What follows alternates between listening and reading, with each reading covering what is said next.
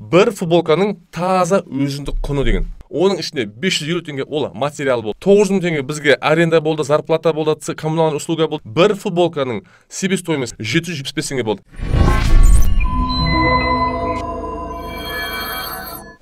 Сәлем достар. Бүгіннен бастап біз қаржыға, экономикаға қатысты осындай қысқаша онлайн видеолар салып тұрамыз. Жалпы бұлар концепциялар, бұлар есептер, ертең сіздер жұмысқа қолдансаңыздар болады, жұмысыңызда, яғни бизнес бастасаңыздар болады, осыны қолдансаңыздар болады. Сонымен, енді үлкен анализ, үлкен бір projection дейді, прогноз жасау үшін қарапайым нәрсе basic-тен бастау керек, basic, қарапайым. Енді мен түсінігім бойынша ең қарапайым нәрсе ол бірінші, ол себестоимость, яғни өзіндік құн. Тауар болсын, қызмет болсын, шығармас, өндірмес бұрын, бірінші сол тауардың қызметін себестоимость, яғни өзіндік құн есептеп алу керек. Одан кейін барып, сосын баға, pricing дейді, ценообразование, соны қою керек. Егер сіздің бағаңыз себестоимості жоғары болып тұратын болса, себестоимостен, онда сіздің компанияңыз прибыль әкеледі, яғни табыс әкеледі. Егер сіздің бағаңыз төмен болатын болса, онда сіздің компанияңыз минуса, яғни убыточный компания болады. Сол үшін сразу жұмысқа көшейік. Енді себестоимость анықтау үшін шығындардың көп түрі бар теорияда. Бірақ та алайда есеп үшін біз екеуін алайық. Бұл shortcut, яғни бұл insight десек болады. Біріншісі ол variable cost. Variable cost дегеніміз не бұл? Variable cost дегеніміз ол тауарды өндірген кезде, қызмет өндірген кезде соған қатысты ауыспалы шығындар. Мысалы, біз айталық, қазір мысалда футболка айтамыз, футболка өндіреміз. Сол футболка өндірген кездегі сол материалдың, тканның, жіптің деген сияқты материалдық шығындар, variable cost, ауыспалы. Егер бір шартты бір айда алайық, мысалы қаңтар айында біз егер мүлдем өндірмейтін болсақ, онда бізде variable cost болмайды. Өйткені біз ештеңе өндірген жоқпыз. Ал айталық, біз келесі айда көп өндіретін болсақ, онда санына байланысқа өскен сайын бізде не шығындар көбейеді. Ол variable cost, ол ауыспалы. Орысша айтқан кезде переменный расходы. Ағылшынша vary деп тұрады, ауысу. Variable cost, яғни ауысатын шығындар. Одан кейін келесі шығын түрі ол fixed cost деп аталады. Fixed cost, аты айтпағанда fix, яғни тұрақты шығындар, постоянный расходы, ол ауыспайтын шығындар. Мысалы, аталмыш қаңтар айында сіз ештеңе өндірмедіңіз, ештеңе сатпадыңыз, бірақ та сіз қаңтар айында жұмысшыларға не айлық төлеу керексіз, зарплата. Аренда төлеу керексіз, па? Ғимараттың. Одан кейін комуслуга деген бар. Ол жұмыс болып жатыр, болған жоқ, бірақ та бәрі де сіз оны төлейсіз. Сол үшін бұл тұрақты шығындар, fixed cost деген сияқты. Енді осы екеуі, бұл shortcut, ең оңай жолы есептеудің. Осы екеуін қосасыз. Сөзде бізге не берді? Total cost болады. Түсінесіз ме? Total cost. Total cost ол барлық шығындар. Енді біз мысал алайық. Айталық, бір сәрсенбайдан жігіт бар, ол не өндіреді? Футболка өндіреді, футболка.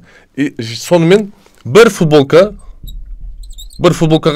шамамен 550 теңгеге не кетеді?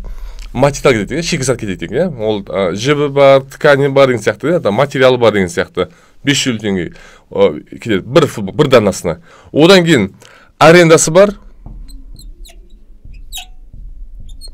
Арендасы айталық 500 теңге дейік. Одан кейін айлық бар, орысша зарплата дейсіз, өйткені сіздер жұмыста көп қолданасыздар. Айлығы айталық 350 теңге дейік. Сонымен комуслуга бар дейік.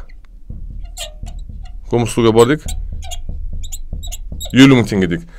Мынау үшеуі де ол fixed cost.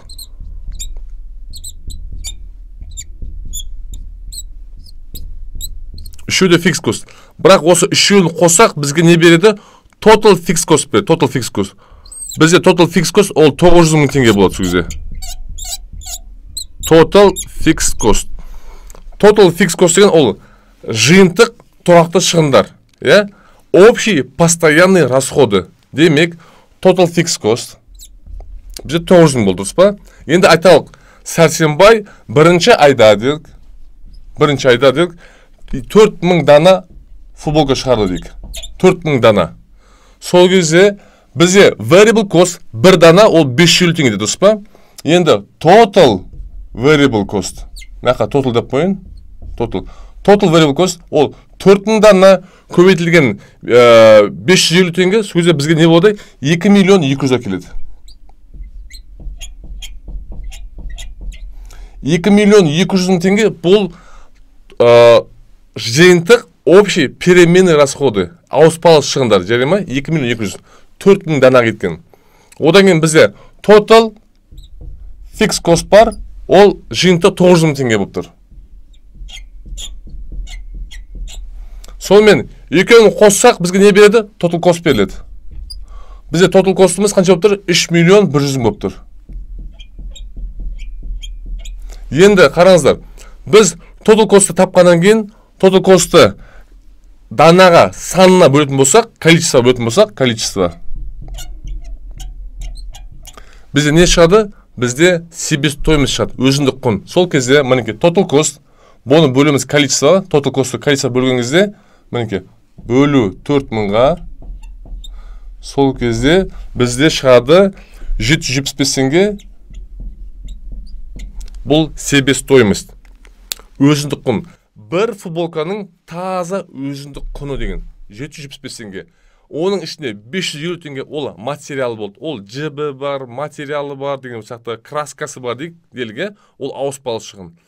4000 данаға 2 миллион 200 мың теңге біз жібі алдық, краска алдық, материал дұрыс па?